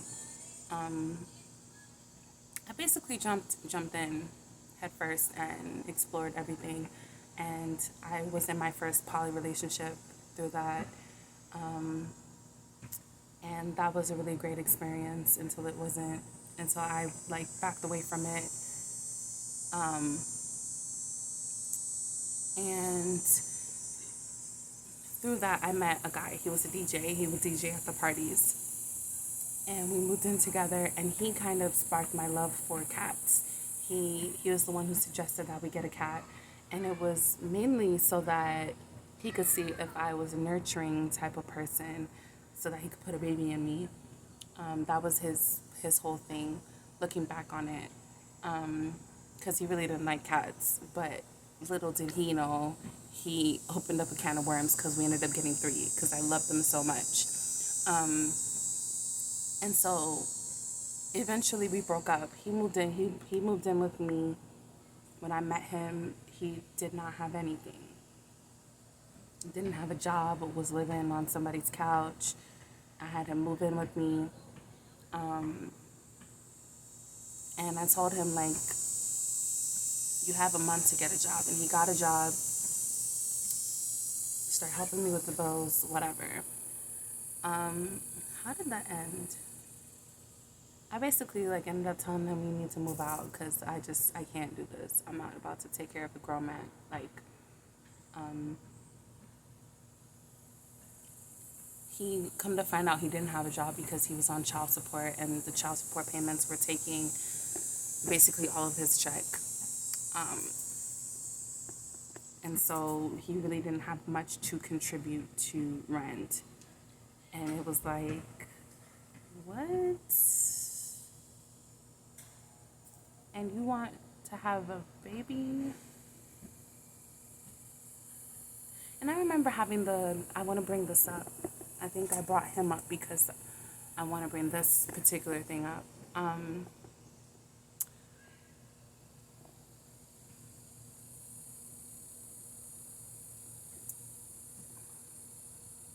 We would do the do or whatever, have sex, and he would ejaculate inside me. And it was throwing off my pH, but at that time I was just now learning about pH. Was just now learning about, how to take care of down there and, hygiene and all that kind of stuff. But I knew that him doing that was what was throwing it off. Because prior to that, I think I had just gotten to the point where I had gotten all of it under control and I knew like how to take care of myself. I knew like what made it smell down there and what didn't and all of that kind of stuff. And so I had finally gotten to the point where it was under control. I had a good smell, good taste, all of that. And, started messing with him and then things started changing, right? And so one day I was like, I need you to stop doing that. I need you to like pull out, or we need to use a condom or something. And he had a whole argument for it. And I was like, listen, I'm not about to argue with you. And I put my finger in my pants and I put my finger underneath his nose. And I was like, that's how I smell. Conversation done. And ever since then, we didn't have, there was no more conversation. He didn't have nothing else to say about it or whatever, because he knew how I smelled prior to that. And now, fucking with you, this is how I smell. So, no other conversation needs to be had, right? Yeah, okay, so. It was an extreme way, but that's what popped up in my head, so that's what I did. And it squashed that conversation very quickly. There was no more back and forth. And so he stopped and I was able to get myself back together. And then, because his whole thing was he wanted to have a kid. And so that's why he was doing it in the first place. And so that's why the argument, that's why he decided to argue, because it's like, oh, well, that kind of derails my plans. No. And that protected me because at the time I didn't realize that's what he was doing. But anyway, so we break up. And then I took a really big break. I think like a 2-year break. Again, I had little flings in between, but nothing consistent, nothing worth mentioning.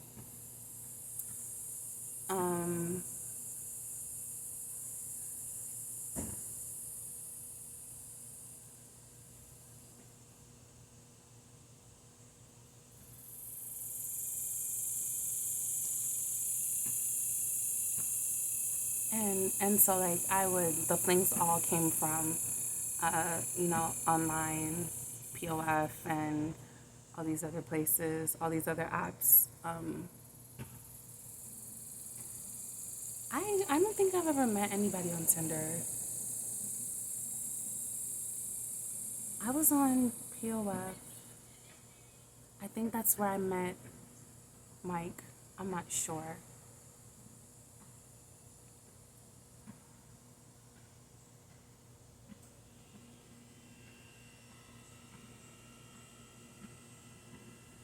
Yeah, anyway, broke up with that guy who was living with me, gave him a month to move out. He moved out, he found his own place. And then miraculously, after we broke up, he got his own place and got a car because at the time he didn't have a car. I was picking him up and dropping him off to work in the morning and then taking my car and going to work. I think I was driving for Uber at that time. And so the stress of doing that was too much. And so, um,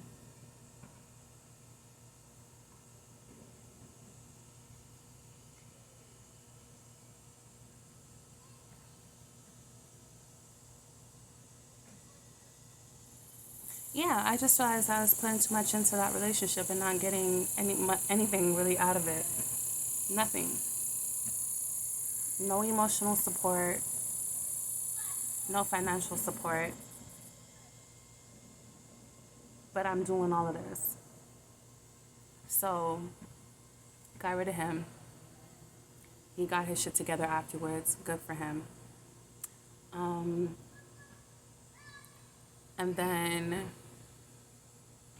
yeah, I took a little break, you know, found people to mess around with on POF, and then I meet Mike. Now, Mike is the guy that I made that video about, that I talked about in that video, how to get men to leave you alone, because he recently came back around.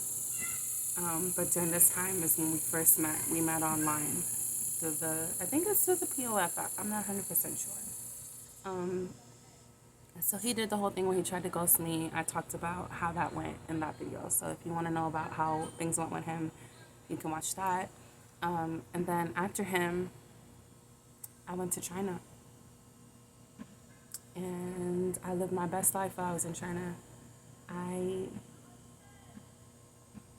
had a bunch of flings and I had a bunch of fun and I made a bunch of money and I had a good time and I connected with myself and I put myself first and I was like, yo, like, I'm gonna have whatever I want. I'm gonna do whatever I want. So, did all that for almost a year. Came back home to be with someone that I met here in the States on Facebook. And that guy just wasn't who he said he was, I guess is the best way to put it. I don't really want to get into the details because it's not worth mentioning. I will say that it's probably the most incredible sex I've ever had in my life, which was surprising. This is what I do want to bring up because it's important. The first time we did do it, though, it was horrible. And I was like, this is what I came back from China for? Like, you have to be kidding me. And then, yeah. He just, I don't know, so I say that to say that, like, there's something that goes on with a guy in his head. Like, he could be in his head. It's not always you, or it's not always like, I guess the first impression when it comes to sex with guys is not always the most accurate perception of their abilities in the bedroom, is, I guess, what I want to say. Because if I were to judge the first experience and say, okay, would I ever do it again? And to be heck no. But I'm glad that I did because, whew. And what made it so amazing was how much he was willing to connect with me emotionally. during the act. Like, we felt, I felt connected to him in a way that I never felt connected to anybody else. I don't know what that's about. Um, but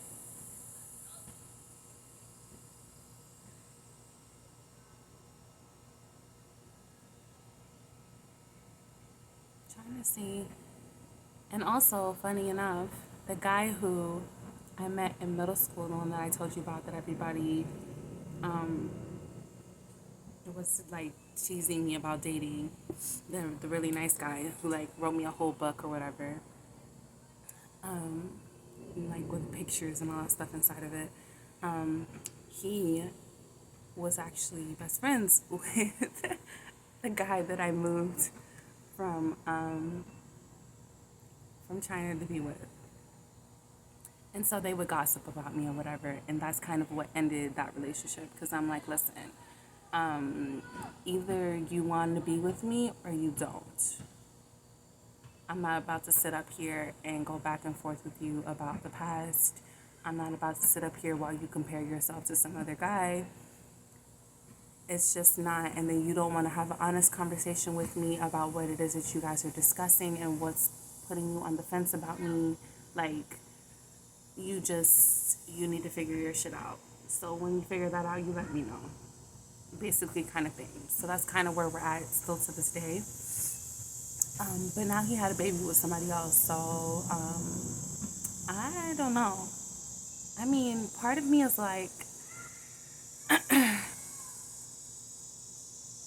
good, because I don't want to have any kids. And then part of me is like, do I really want somebody who has somebody else's baby? Do I really want to be like a part of that kind of situation?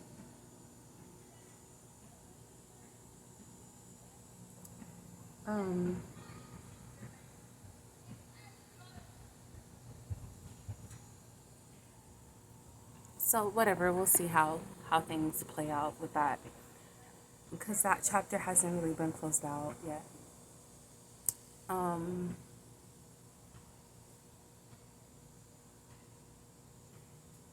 So then he and I part ways. I go to Jamaica.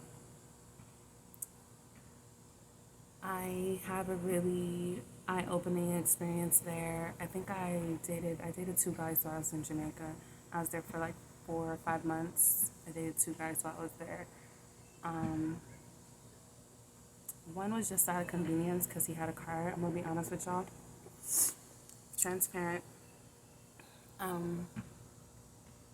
He came at me first. It's not like I went after him.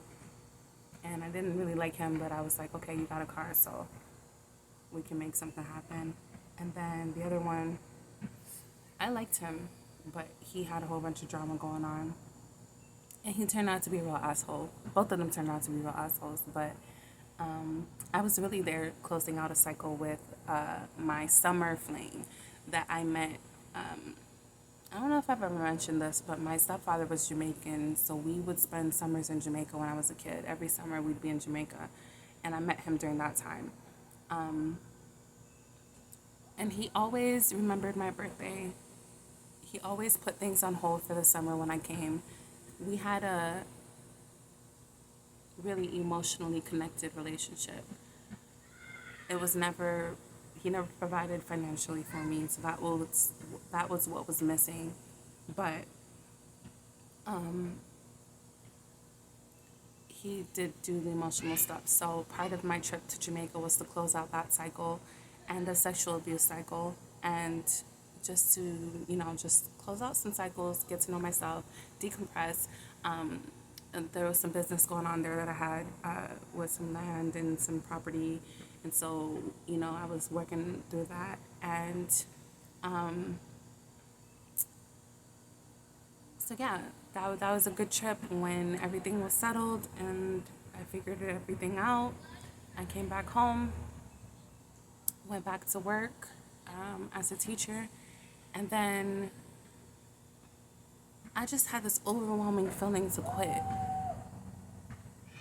Like I got in this whole thing of like, I don't want to be in the rat race. I don't want to keep doing this whole like get up every morning, go to a place I don't want to be at, work, and then come home and then do it all over again. Like I just was tired. I didn't want to do it anymore. So I quit. Went to Costa Rica, dealt with the guy that I talked about in the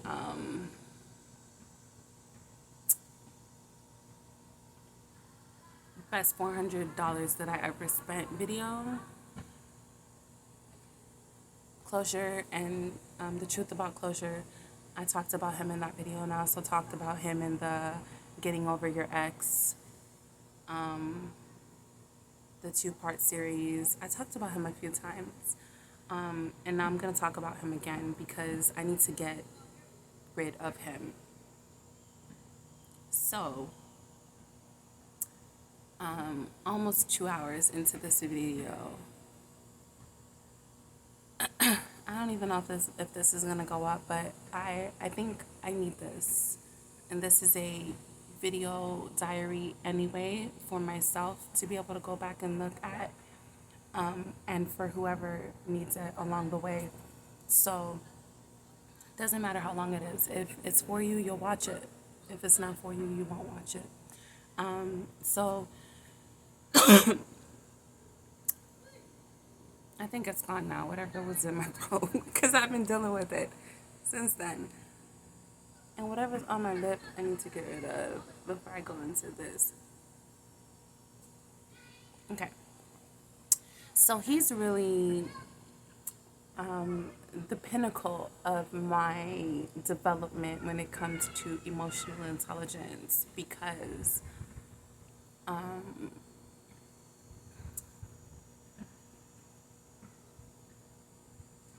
I really displayed it in ways, and I mentioned earlier in this video, I don't even know, like way earlier, that I was going to come back around to where it all ended up and how I was able to apply it in a mature relationship and how I was able to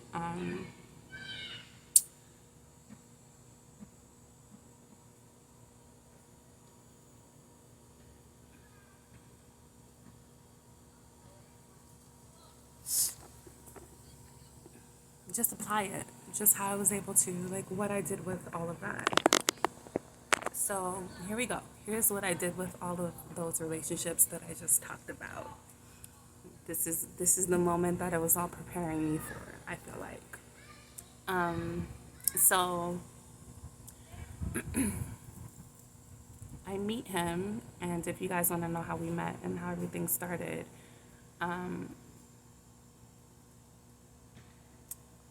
you can watch the other video about the one, the closure, the best $400 that I ever spent.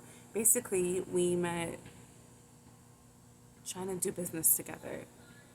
I told you I was at a point where I wanted to quit my job, and I did, and I was just burnt out, and I knew that I needed a change, and so I wanted to work on myself a little bit more. I wanted to work on like my fitness goals, and I wanted to get like, that type of stuff together. So, you know, we made a deal, and I was supposed to pay him $400 to help me out with, my fitness goals and just developing some other habits that needed to be developed. And so I get there, and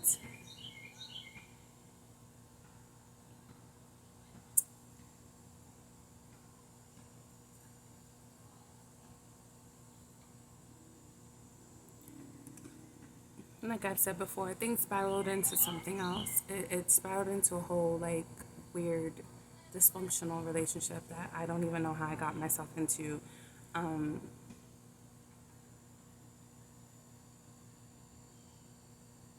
And I'm trying to remember what specific things I want to talk about in regards to this relationship. Things, okay, where it comes to emotional intelligence. I remember this one time, it had to be like when I first got, like within the first week that I was there. And we were talking about something, and he just brought up out of nowhere, like, what are you gonna do when I start having sex with people in your face? And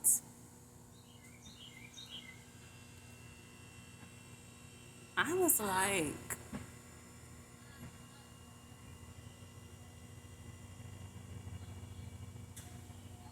but he said it in like a confrontational, like defensive kind of way, as if we were like arguing about it, but it just came out of nowhere. Like I had never mentioned anything about it. Like I think he was like having an argument with himself in his head, or maybe because he was still dealing with somebody else. So maybe that's what happened with them and their relationship, and she blew up, and he was still feeling emotional about it and didn't know how to express that. So he was like, "You gonna do the same thing to me?" And so that's why it came out the way it did. But it was like literally crickets. What are you gonna do when I start fucking people in your face? And I just looked at him like, first of all, you don't have to say it like that. And he was like, but, what would you do if I, whatever. And I was just like, when we get there, we'll figure it out. Like, I don't know how I'm going to behave in that moment. But currently, we're not together. I don't know if you feel like we are, but we're not. So, we never sat down and had a conversation about being in a committed relationship. We've never sat down and had a conversation about what that's going to look like if we were going to be in a committed relationship. Like, are we going to be dating other people? Like, we've never had that conversation, so how can you just come out of nowhere and ask me that? And now that I have more of an understanding of certain things, like even then, the way that I the way that I dealt with that was perfectly fine, but the way that it could have been enhanced and brought him and I closer would have been bringing in the understanding of like, hey, has that happened to you before? Like, there's some emotions there that still need to be, worked through and whatever. And so if I could have that conversation over again, I would kind of add that piece onto it. But for the most part, I'm proud of myself for the way that I dealt with that. And then there were also other little things that he would do. Like he would say things about my weight, or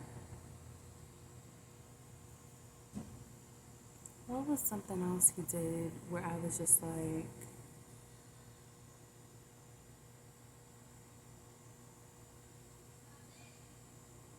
he would like say other little things, and then I would like want to, because I dealt with a guy, and I didn't mention him, but at some point I dealt with another guy who was verbally abusive. And, eventually we stopped talking completely, but anytime he would verbally abuse me, I would just, because I would always be over at his house, I would just gather my things and walk out the door. I wouldn't say anything to him, would not engage in none of that stuff. And he would call me a couple of days later and never apologize. We wouldn't talk about it, and then it would happen again, and we'd go back in this cycle until I finally was like, no, I'm not doing this anymore. So, and he had a son, he would talk to his son that way. And, I think later after that, like, I think after I came back from China or after I came back from Jamaica, he and we reconnected and we had a conversation. And he was like, I know that I need to work on, my anger and how I talk to people and whatever. But he was married. He got married to some woman who like took care of him financially. So, like, what? I, what? I just don't. I was gonna say I don't understand, but I do, because it's like if you can have your woman at home taking care of you, if you can have a woman at home taking care of you financially, and be able to have the woman that you really want at the same time, you have your cake and eat it too, then why wouldn't you be tempted by that opportunity? So I understand it, but I think what I'm not coming to an understanding of, I think it's not that it's not an understanding. I think that I don't get how people are not making the connection between how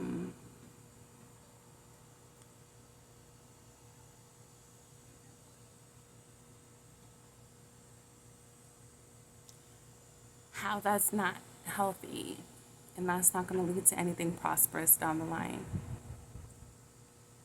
And maybe that's not people's like intention. Maybe that's not a goal for people. Maybe that's not important for people. And that's why they don't care.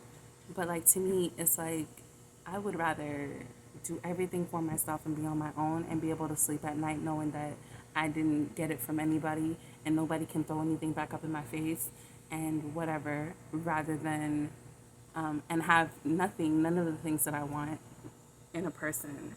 I just would rather have nothing than have something that I just,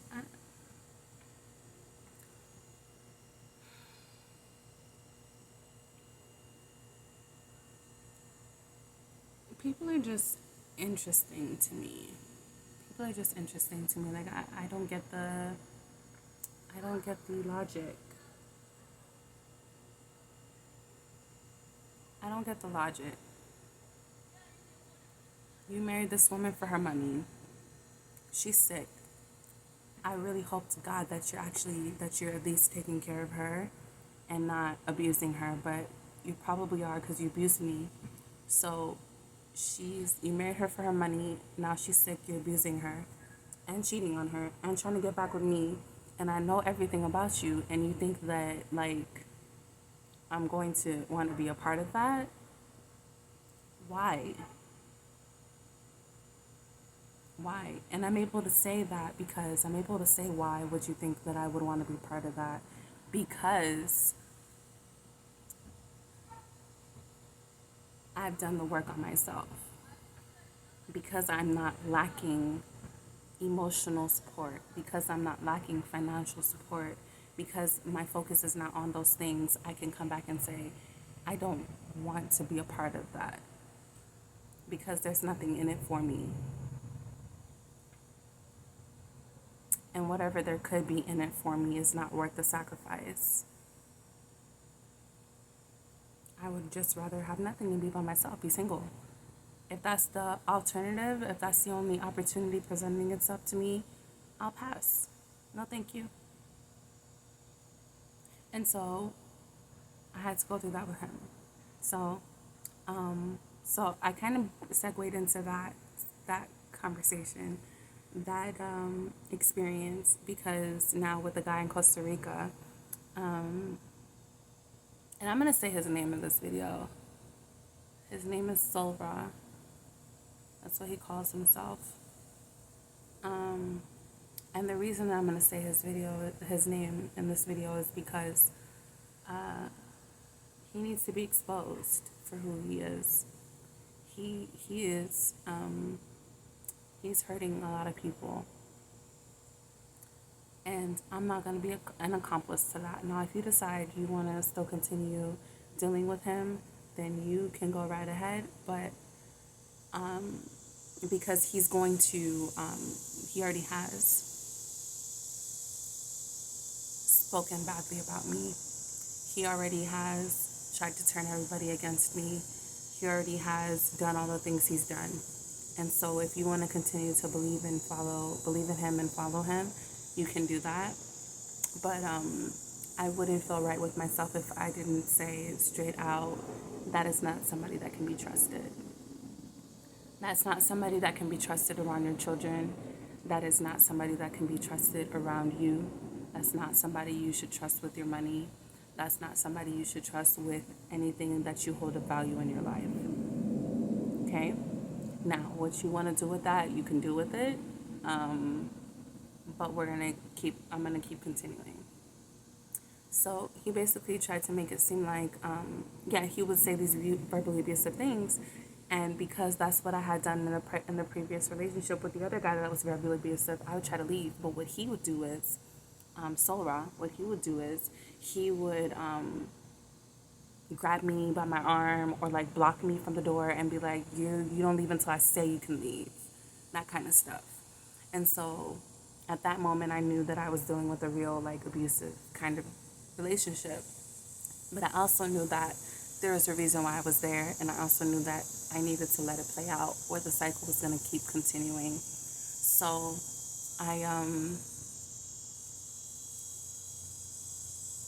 I would just sit there. I wouldn't say anything to him. He would say, you can't leave until I say you can't leave until I say. So I would say, okay, fine. So we would be there and I would do my yoga. I just started focusing on myself. I would do yoga. I would do whatever. He would try to engage with me. And I remember one time, like, he kind of sat me down and he had like this dry erase board and he was like, what are your goals? Like, what are you trying to get accomplished? Like, basically trying to pull me in, basically trying to manipulate me. And I knew that's what he was trying to do. So I was like, I don't have any goals. There's nothing that I want to do. I don't have anything in mind for anything. Knowing that was going to get him upset and he was going to send me away, but that's what I wanted. I wanted to go back to my place. And so rather than fighting him and being like, oh no, you can't make me stay here and whatever, I just waited for the perfect opportunity for it to be his decision to send me away. And he thought that was making me upset, that I was crying over that. Like, no, that's what I wanted. I wanted you to send me away so I can go lay down and be by myself.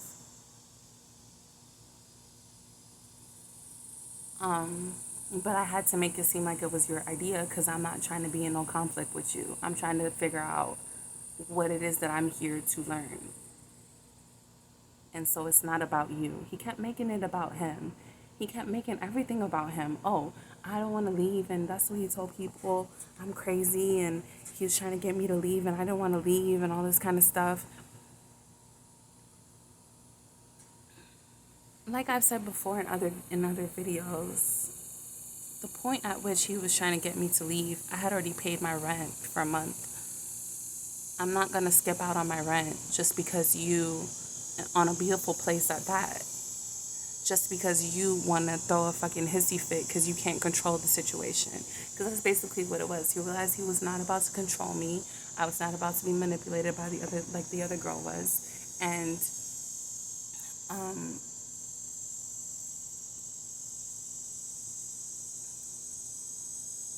and got upset and tried to push me away.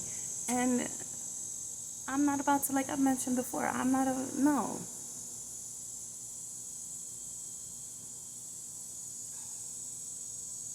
I'm really getting a sense of like how this community, because at the beginning of the video, I wasn't doing all of this. I was like getting busier and busier. Anyway, so he would do like stuff like that. And it's like, boy, please. So I remember this one time we went out to eat. Well, he came over to my place and asked me to come over. Or he called me or texted me or something, and he invited me over. We lived on like a compound, so like his house was in walking distance from where I was. And he invited me over. And he wanted to go into town. Didn't tell me that we were going to go get pizza. He just wanted to go into town. So we go into town. We end up at his favorite pizza spot. And he had done this before, but he basically ordered what he wanted and then left me to pay for it. And I paid for it, whatever. We sit down, he comes back with chicken on a stick, but nothing for me, and then proceeds to eat the chicken and the pizza that I just bought. And so I was like, oh, well, where'd you get the chicken from? I want to go over there and I want to buy some. And he wouldn't tell me where he got the chicken from. And then he was like, you don't need to be eating chicken. I don't need to be eating pizza either.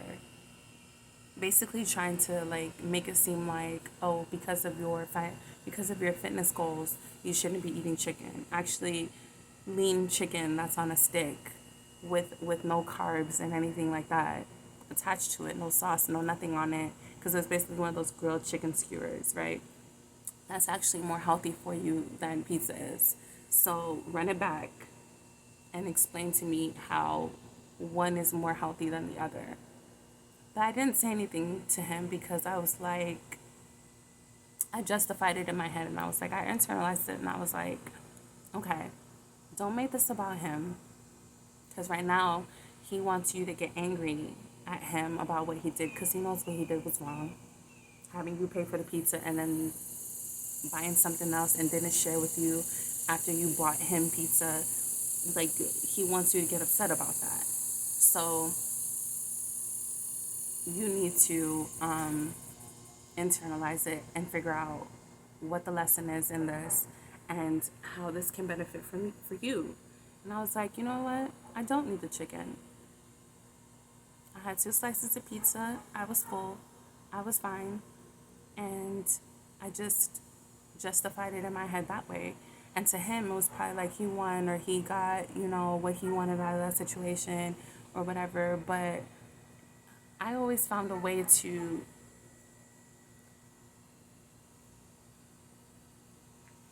make it about me and not about him. How can I take care of myself in this situation? Rather than focusing on the fact that he didn't take care of me, he didn't care about me. How can I care for myself in this situation? So I just kept focusing on that. Like, I remember another time we were on the beach and I wanted to like play with him, so I'm like throwing the water on him or whatever, and he like got an attitude and like basically told me don't touch him. So I was like, okay, fine. So I went over and I sat down and I started like, exfoliating with the sand and focusing on myself. And all right, so you don't want me, I'm not about to beg you, I'm not about to, no. He was like, you can't throw water on me, but you could do this. And I was like, I'm good, I'm gonna go over here and I'm gonna get the sand and worry about myself. So rather than taking anything personally, I think the only time I ever cried over something he did was when he was trying to get me to leave the first time, like within the first week. And that was because I was still confused and I was like, I don't know what I'm dealing with here. But now that I know what I'm dealing with, I'm not about to have you making me cry. There was another situation in front of his friend. I'm a lightweight drinker. Like, I don't drink. So, but he's a drunk. Like, he likes to get drunk or whatever and do his weird shit that he does. And so, and when I say weird shit, I mean actual weird shit, like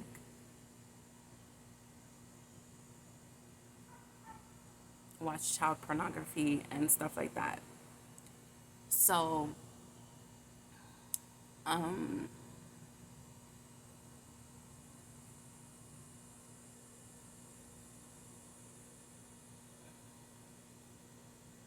so anyway, he offered me a drink and I got a little bit tipsy. And I think we were having a conversation with his friend, like all of us were talking, and I like leaned over like laughing and touched his thigh or whatever, and he like blew up on me like, why did you touch me? Like, it was the most disgusting thing to him that I touched him. And I was like, okay. And he was like, well, I think you should go back over to your place now or whatever. And I just gathered my things and I got up and I left, and I did not care.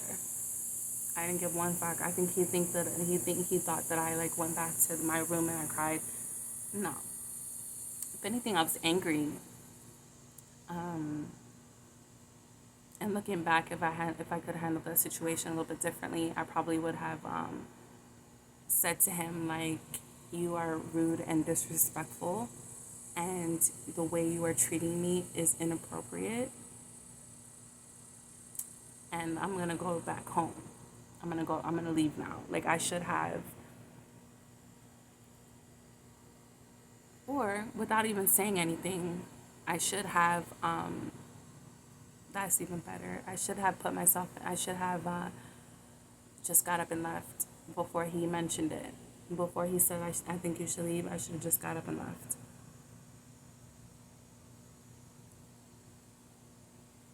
Because then it would have communicated all those things I just said without me having to say anything.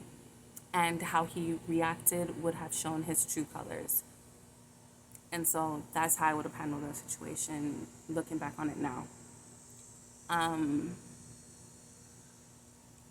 so yeah.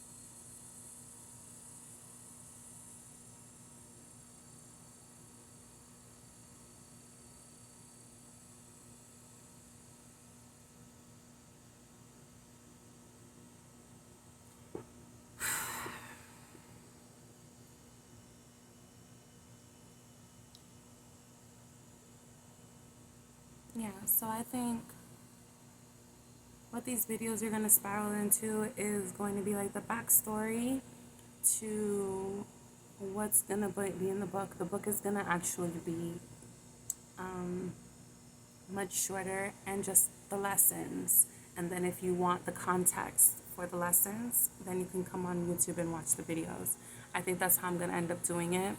I don't want to talk anymore about him. I don't want to give him any more energy. And I think I want to leave the video right here. So the lesson for emotional intelligence will be in the book. So stay tuned for that for when I finally write it and put it out. Until next time, guys.